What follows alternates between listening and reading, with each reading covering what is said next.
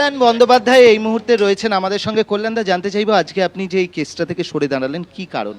কারণটা তো বলেই দিচ্ছি যে আমি অভিষেক ব্যানার্জি ক্রিমিনাল রিভিশনটা করছিলাম, যেটাকে সিআইডি ডেকেছে। শুক্রবার দিন সারা দিন আমি বসে রইলাম, ধরলো না ম্যাটা, ধরলো না মামলা, মেনশন করলাম, বুধবার দিন আসতে বললো, মঙ্গলবার আমি দিল্লি থেকে তাড়াহুড়ো করে এলাম, প্রেস কনফারেন্স করি, তাড়াহুড়ো করে এলাম, এসে দেখলাম সার্চ হচ্ছে, আমি দিদির বাড়িতে গেলাম, বুধবার দিন কালকে সকালবেলায় আমি মেনশন করলাম যে এরকম ইলিগাল সার্চ হয়েছে, আনা হয়েছে। জজ সাহেবকে বললাম তুমি মামলাটা নাও, বলো কালকে সকালবেলা আমি মামলা নেব। আজকে আর হবে না, কাল সকালে নেবো, লিস্ট পাবলিশ করা যাবে না, মামলা নেব। আমি চলে এলাম, আমি চেম্বারে এসে 12:30 একটার সময় একজন লয়ার এসলো, এসে বললো অভিষেক ব্যানার্জি বলেছে যে একটা রিট পিটিশন ফাইল হয়েছে সার্চ নিয়ে। আমরা সার্চ নিয়ে একটা রিট পিটিশন ফাইল হয়েছে, তুমি আমাকে বলোনি কেন ভাই? তাহলে সকালবেলা আমি মেনশন করতাম না। একই সার্চ তো দুটো জায়গায় সাবজেক্ট ম্যাটার হতে পারে না। আমি সার্চটা ইলিগাল বলেই তো আমি অর্ডারটা ওখানে রিলিফ পাবো, ওটা তো আমি চ্যালেঞ্জ করছি এখানে। তোমরা যে কোনো জায়গায় কাজ করো একজনকার বুদ্ধি নিয়ে করো, 4টে অ্যাডভোকেটের বুদ্ধি নিয়ে হয় না। আর যাকে ইচ্ছে দাও ভাই, আমার কোনো আপত্তি নেই। আর আমাকে ডাস্টবিন হিসেবে ট্রিট করবে না, আমাকে জানিয়ে দাও ভাই করবো কি করবো না। সারাদিন কেউ কিছু জানালো না, সকালবেলায় আমার ছেলে বললো রাত্রি 12:30টায় জানিয়েছে আমাকে বাদ অয়ন ভট্টাচার্য করবে। অয়ন ভট্টাচার্য তো আমার জুনিয়রের জুনিয়র, বলছে স্যাবই করবে, করুক। তা যার এত অ্যারোগেন্সি, যার এত ফ্লাকচুয়েটিভ, তার মামলা কেন করতে যাব? যে 45 বছর একটা সিনিয়র লয়ারকে রেসপেক্ট দিতে জানে না, যে মনে করে যে ক্যামাক স্ট্রিটের এমপ্লয়ি, তার সঙ্গে কেন থাকতে যাব? এত অ্যারোগেন্সি কিসের? কিসের এত অ্যারোগেন্সি? কিসের এত ফ্লাকচুয়েটিভ ডিসিশন? এই খাড়া এখনো 4th মের পর বুঝতে পারেনি যে ওর জন্য দলটার এই সর্বনাশ হয়ে গেছে? বুঝতে পারেনি? বোঝার তো একটা মানুষ তো বুঝবে। সবাইকে ডিসরেসপেক্ট করব, সম্ভব নয় আমার ওর সঙ্গে কাজ করা। আমি দিদির সঙ্গে আছি, মানে এই হারে হারের জন্য তো ওই তো সবচেয়ে বেশি রেসপন্সিবল। লোকে কি বলছে? আমার মতো সৎ রাজনীতিবিদ কজন আছে আমি বলছি তোমাকে, ক্লেম করছি আমি, কিন্তু আমাকেও তো চোর শুনতে হচ্ছে ওর জন্য। মানে অভিষেক বন্দ্যোপাধ্যায়ের জন্য আপনাকে নিশ্চয়ই শুনতে হচ্ছে না। 2022-এই তো আমি বলেছিলাম যে একে হবে না, এর দ্বারা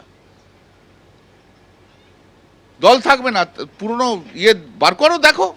আপনার সঙ্গে এর আগে হয়েছিল, আপনার সঙ্গে যে বয়স্ক মানুষদের 2022 হয়েছে, 2022 ওটা তো অন্যান্য ইস্যুতে হয়েছে। যখন ওই গোয়া ত্রিপুরা নিয়ে হয়েছিল, তুমি খবর নাও।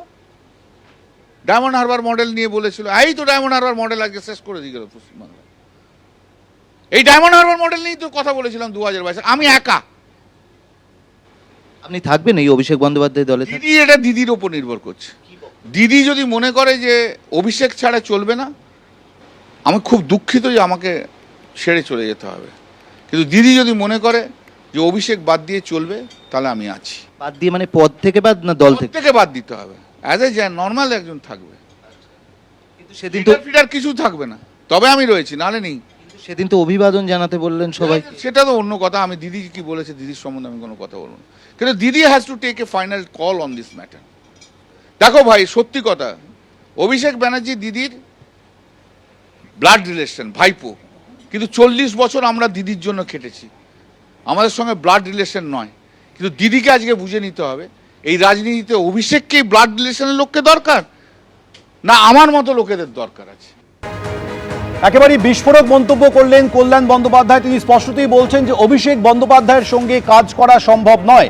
যে অভিষেক বন্দ্যোপাধ্যায়ের এত ঔদ্ধত্য, যার খারাপ ব্যবহার সবকিছু ধ্বংস করে দিয়েছে, তার সঙ্গে কাজ করা কোনোভাবেই সম্ভব নয়। তার কোনো মামলা আমি লড়বো না, কিন্তু তৃণমূলের অন্যান্য মামলা লড়বো। মমতা বন্দ্যোপাধ্যায়কে ঠিক করতে হবে তিনি কাকে রাখবেন, অভিষেক বন্দ্যোপাধ্যায়কে রাখবেন নাকি কল্যাণ বন্দ্যোপাধ্যায়কে রাখবেন। মমতা বন্দ্যোপাধ্যায় যদি মনে করেন যে অভিষেক বন্দ্যোপাধ্যায় ছাড়া চলবে না, তাহলে কল্যাণ বন্দ্যোপাধ্যায় বলছেন যে আমাকে ছেড়ে চলে যাওয়া ছাড়া আর কোনো রাস্তা নেই, মমতা বন্দ্যোপাধ্যায়কেই ঠিক করতে হবে।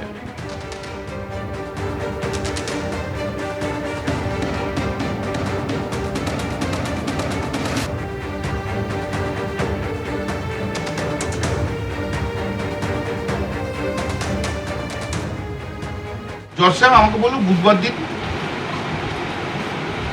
মামলাটা থাকবে, এবারে আমি এখানে চেম্বারে বসে আছি, বেলা 12:30টার সময় একজন লয়ারকে পাঠিয়েছে, আগে সঞ্জয় বসুর সঙ্গে ছিল এক লয়ার, শেষে বলে একটা রিট পিটিশন ফাইল হচ্ছে সার্চ নিয়ে, সার্চ তোমরা রিট পিটিশন সার্চ নিয়ে ফাইল করলে, আচ্ছা সার্চটা তো আমার subject matter of the criminal division. তো আগে সার্চ ইলিগাল কি লিগাল তার ভিত্তিতে তো জজ ওখানে অর্ডার দেবে, সে তো সাবজেক্ট ম্যাটার হয়ে গেল। আমার তো আমি ওখানে অ্যাফিডেভিট করছি, তোমরা একবার কেউ আমাকে জানালে না রিট পিটিশন ফাইল করেছো, বলে না ওপর থেকে ইনস্ট্রাকশন এসছে। কিন্তু তোমরা আমাকে দেওয়ার মামলা করো, কারণ তোমাদের যখন ডিফারেন্ট ওপিনিয়ন ডিফারেন্ট লোকের রয়েছে, তাহলে আমাকে করার দরকার নেই। আমাকে ডাস্টবিন হিসেবে ট্রিট করো না, আমাকে বলে দাও ঘন্টাখানেকের মধ্যে আমি করবো, কিছু জানাই না। রাত্রি 12:30টার সময় আমার ছেলেকে টেক্সট করে বলেছে যে আমাকে থাকার দরকার নেই, অয়েন ভরচাস থাকে। তো আমি মামলা ছেড়ে দিয়েছি। It's a great humiliation to me. His arrogant attitude has destroyed the entire party. He should understand that. His misbehavior has destroyed everything. Everything he says thinks that he is a king. Even in the bad days. When in the bad days I am standing for the party, standing behind Mamata Banerjee. It is impossible for me to work because of this arrogant attitude of Abhishek Banerjee. Now Didi decides what should be done. Congress. I am with the Mamata Banerjee. But Mamata Di has to decide whether Mamata Di will keep Abhishek or keep myself. No, Mamata Di has to decide first. Mamata Di has to first decide that yes, she cannot move the party without Abhishek, then I will not be there. Kolkata high court কিন্তু নির্দেশ দিয়ে দিয়েছে আজ সন্ধ্যে 6টার মধ্যে অভিষেক বন্দ্যোপাধ্যায়কে ভবানী ভবনে হাজিরা দিতে হবে। বিকেল 4টায় তার বিমান এসে পৌঁছবে। তার আইনজীবীরা আজ আদালতে দাঁড়িয়ে এমনটাই জানিয়েছেন। সন্ধ্যে 6টায় আজকে ভবানী ভবনে এসে বিধানসভায় বিধায়কদের সই জাল কাণ্ডের তদন্তে সামিল হতে হবে অভিষেক বন্দ্যোপাধ্যায়কে সময়সীমা বেঁধে দিয়েছে কলকাতা হাইকোর্ট। আর সেদিনই একেবারে তোপ দেখেছেন কল্যাণ বন্দ্যোপাধ্যায়, তৃণমূল সাংসদ কল্যাণ বন্দ্যোপাধ্যায়। তিনি বলছেন আজকে তৃণমূল কংগ্রেসের এই পরাজয়ের জন্য দায়ী শুধুমাত্র অভিষেক বন্দ্যোপাধ্যায়ের ঔদ্ধত্য। একজন 45 বছর প্র্যাকটিস করা সিনিয়র অ্যাডভোকেটকে তিনি সম্মান দিতে পারেন না।